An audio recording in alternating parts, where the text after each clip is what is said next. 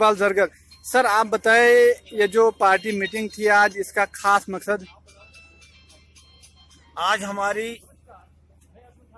Party की यहाँ meeting थी। इसमें सारे हमने जो अकलीती तबका के लोग जो पार्टी के साथ जुड़े हुए हैं, खास करके 2-4 पंचायतों के वर्करों की यहाँ मीटिंग बुलाई थी। असल में जो आने वाला इलेक्शन है पार्लियामेंट का और असेंबली का, इस इलेक्शन के लिए वर्कर्स को एक किस्म का यूनाइट करना था और वर्कर्स में थोड़ा जोश भरना था, क्योंकि हमारा ये फोकस है कि आने वाला इलेक्शन जो है पार्लियामेंट का हो या असेंबली का हो, हम भारी से भारी अक्सरियत में भारतीय जनता पार्टी को, यहाँ दिलीप सिंह परिहार साहब को और डॉक्टर जितेंद्र साहब को कामयाब करेंगे।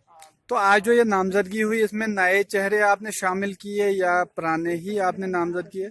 नहीं, असल में जो पार्टी के साथ जुड़े हुए लोग हैं, इनको हमने यहाँ पे कुछ जिम्मेदारियां यहाँ पे दे दी। आपको इल्म ही है कि यहाँ से कांग्रेस ने आज तक जितनी देर भी सीटें निकाली, तो आपको पता है कि हम यहाँ से सिर्फ रिगिंग करके ही वो सीटें ले गए। अब आपको पता है कि पिछली बार थोड़ी सी रिगिंग पे कंट्रोल हो गया तो कांग्रेस हार गई। अब की बार तो रिगिंग का मसला ही नहीं है, रिगिंग ना हम करने देंगे ना होने देंगे। और ये जो हमारा मुस्लिम तबका जितना भी बीजेपी के साथ day by day Dilip Singh Parihar साहब की लीडरशिप में जुड़ता जा रहा है, इससे तय है कि अल्लाह के फजल से हम भारी से भारी अक्सरियत में भदरवा के असेंबली सीट और पार्लियामेंट की सीट जीत जाएंगे। एमएलए भदरवा को बहुत कम अरसा मिला, जिससे लग रहा है कि उनको मतलब यहाँ की आवाम के लिए जो काम उन्होंने करना था वो न कर पाए, तो उससे क्या फर्क पड़ सकता है? असल में देखिए, मेरी अर्ज सुनिए, आज लोग बड़े समझदार हैं। आज अब आपको पता है कि एमएलए साहब ने पूरे आज गेम भी 2020 की होती है, जो आज 10 ओवरों के भी मैच चला है। और आपने देखा कि हमारे एमएलए साहब दिलीप साहब ने अपनी गेम को 2020 समझ के ही अपने भदरवा कॉन्स्टिट्यूंसी में जो काम शुरू किए। इतनी बड़ी कॉन्स्टिट्यूंसी है और जितने भी निगलेक्टेड एरियाज थे कांग्रेस के वक्त में, जितने भी निगलेक्टेड एरियाज थे, डेवलपमेंटल पॉइंट ऑफ व्यू से उन सबको टच किया और फोकस दिया बहुत बड़े बड़े मोटे कामों पर।